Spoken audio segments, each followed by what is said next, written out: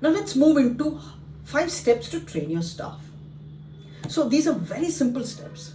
First is, tell your team member or employee how to do it. Show them how to do it. Delegate the responsibility, not the work. Responsibility, I mentioned to you earlier, is about giving power to the other person to make decisions also. But you cannot delegate responsibility without first training the employee, telling the employee what to do, showing the employee how to do it. Only after that can you delegate the responsibility. And there should be a clear, observance in regarding to the performance. So it needs to be measurable.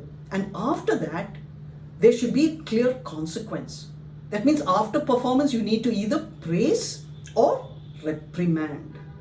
And the third consequence, ignoring, is the worst.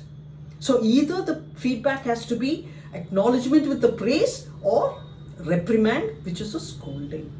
And the last consequence of ignoring is the worst a manager can do. Okay. Now remember, good performance, it's a journey. It's not a destination.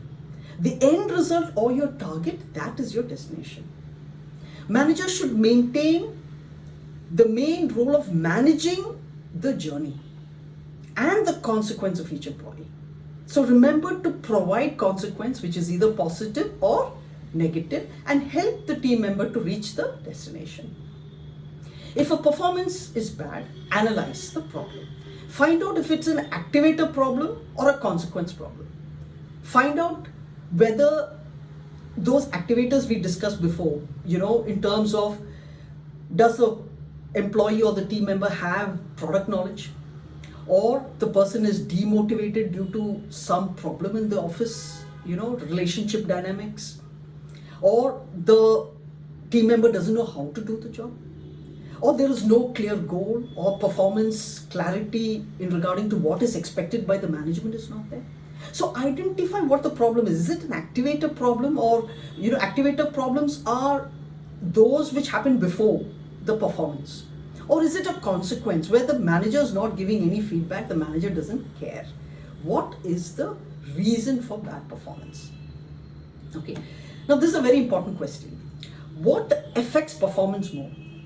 Does activators or the lack of certain actions by the manager before the performance, does it affect more? Or is it consequence that affects performance more? Consequence we discussed already, feedback. What affects performance more? The graph is very clear.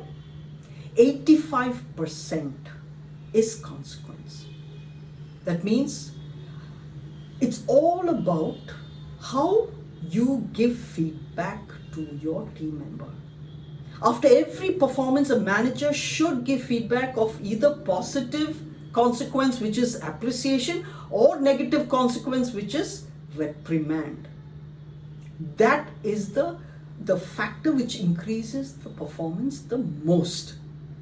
Okay, activators, it's 15%, consequence, it's 85%. That affects performance.